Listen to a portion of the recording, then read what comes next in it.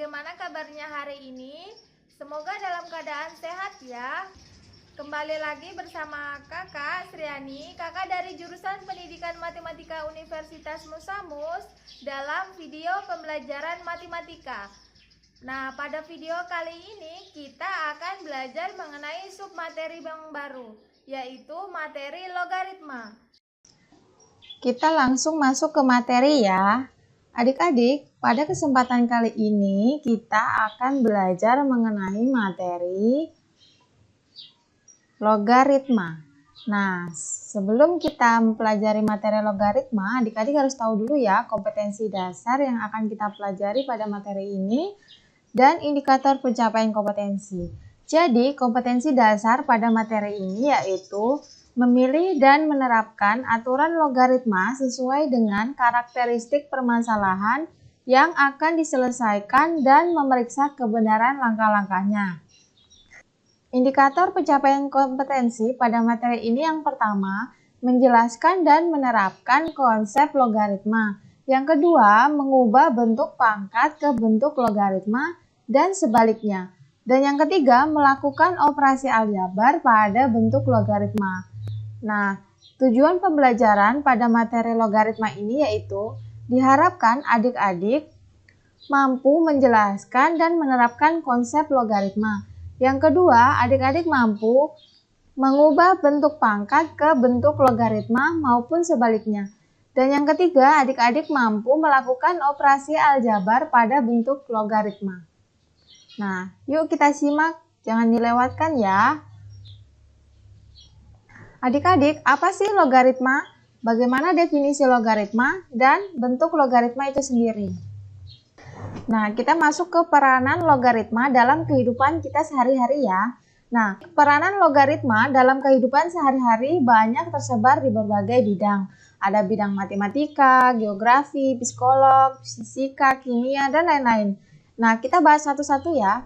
Dalam bidang matematika, logaritma digunakan untuk memecahkan permasalahan sistem persamaan yang pangkatnya tidak diketahui.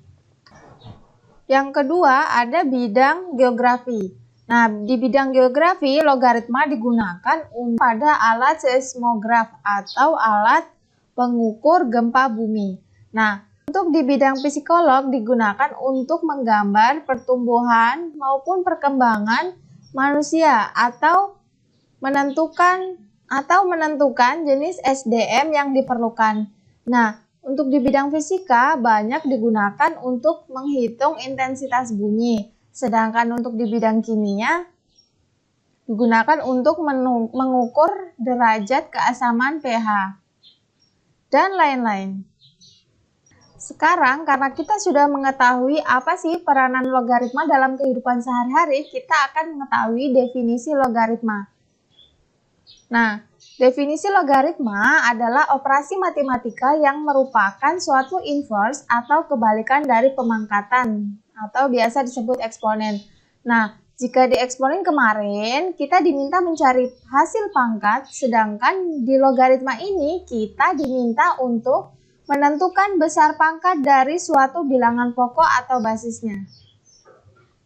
Kuncinya adik-adik ingat saja kalau bilangan pokok itu basis, letaknya di atas sebelum tanda log.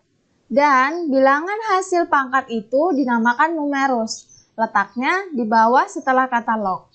Nah, untuk memudahkan adik-adik untuk mengingat, maka ada jembatan keledai yaitu bahasnum. Nah, basis dipangkatkan hasil sama dengan numerus.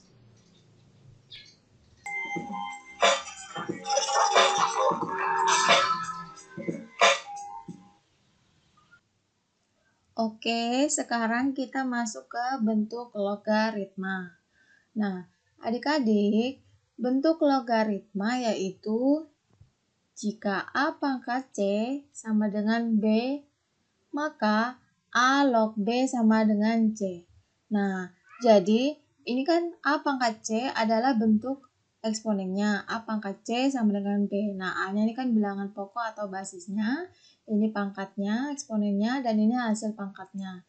Nah, untuk bentuk logaritmanya, maka A log B sama dengan C. Tadi kan definisi dari logaritma adalah menentukan besar pangkat dari suatu bilangan pokok kan. Nah, jika dibentuk pangkat A pangkat C sama dengan B, nah yang dicari adalah C-nya. Kan A bilangan pokok atau basisnya. Dipangkatkan berapa yang hasilnya B. Maka dengan logaritma kita dapat mencari pangkatnya menjadi bentuk A log B sama dengan C. Misal, 2 pangkat 3 sama dengan 8. Nah, kalau di dalam bentuk logaritmanya, 2 pangkat berapa yang hasilnya 8. Nah, ini hasilnya adalah 3 ya. Dengan syaratnya A tadi disebut basis atau bilangan pokok untuk 0 kurang dari A kurang dari 1. Nah, A-nya ini kan berarti bentuknya adalah pecahan. Dan yang kedua, A lebih besar dari 1. Dengan kata lain, A selalu positif ya. Dan A tidak sama dengan 1. Nah, B-nya disebut numerus. Dengan B lebih besar dari 0 atau bilangan yang dilogaritmakan. Dan C disebut hasil logaritma.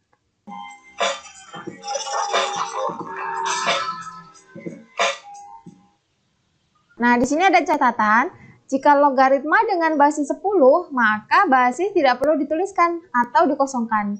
Misal, 10 log 100. Langsung saja kita tulis log 100. Nah, itu sudah pasti itu adalah 10 log 100.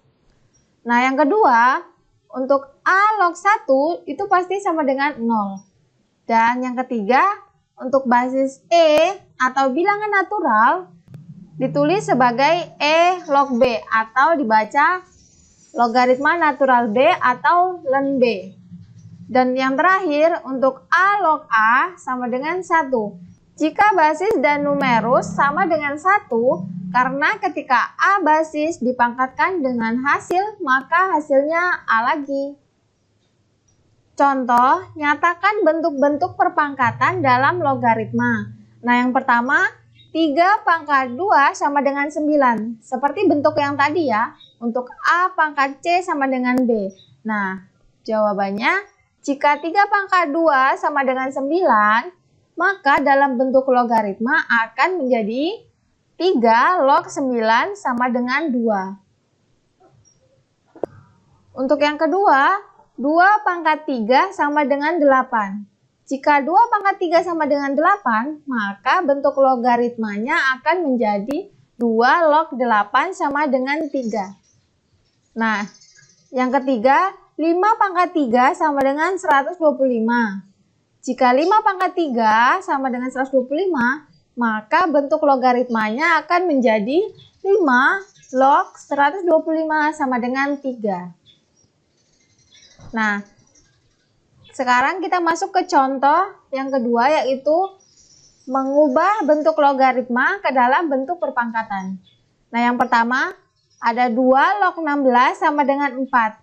Nah, penyelesaiannya berapa hasil dari perpangkatan yang hasilnya 16.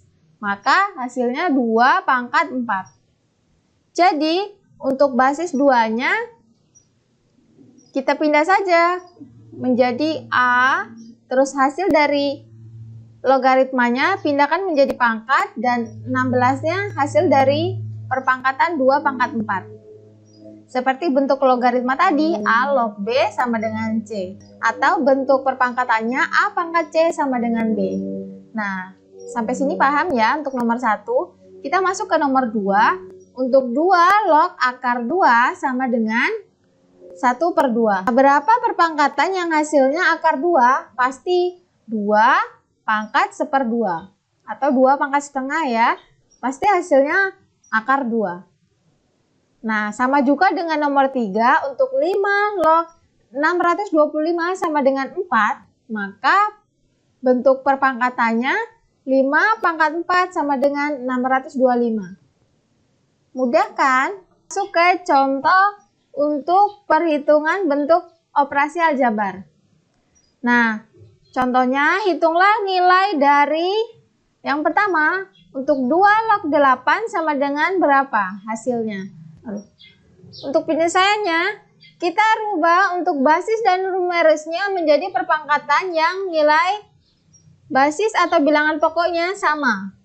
Nah, jadi untuk 2-nya berarti 2 pangkat 1 ya. Dan 8 adalah 2 pangkat 3. Sehingga untuk 2 pangkat 1 log 2 pangkat 3 sama dengan numerusnya, pangkat numerusnya dibagi dengan pangkat basisnya. Sehingga 3/1 sama dengan 3. Yang kedua, 25 log 125 sama dengan penyelesaiannya sama seperti tadi ya. 25-nya kita rubah menjadi perpangkatan yang basisnya sama dengan numerusnya juga. Sehingga 5 pangkat 2 log 5 pangkat 3 sama dengan 3/2. Hasilnya 1,5. Nah, untuk yang nomor 3, bentuknya adalah bentuk penjumlahan.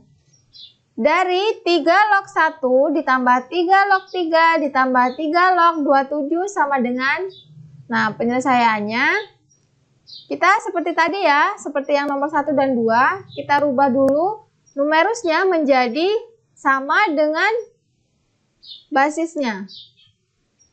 Sehingga 3 log 1 adalah 3 log 3 pangkat 0. Nah, basis dan numerusnya, bilangan pokoknya udah sama ya. Nah, sehingga 3 log 1 ditambah 3 log 3 ditambah 3 log 27 sama dengan 3 log 3 pangkat 0 ditambah 3 log 3 pangkat 1 ditambah 3 log 3 pangkat 3 sama dengan, nah di sini untuk pangkat numerusnya bayang kita jumlahkan. Jadi 0 ditambah 1 ditambah 3, hasilnya 4. Sampai sini paham ya? Nah, di sini adik-adik ada latihan, coba adik-adik kerjakan di rumah ya sebagai bahan belajar tambahan adik-adik.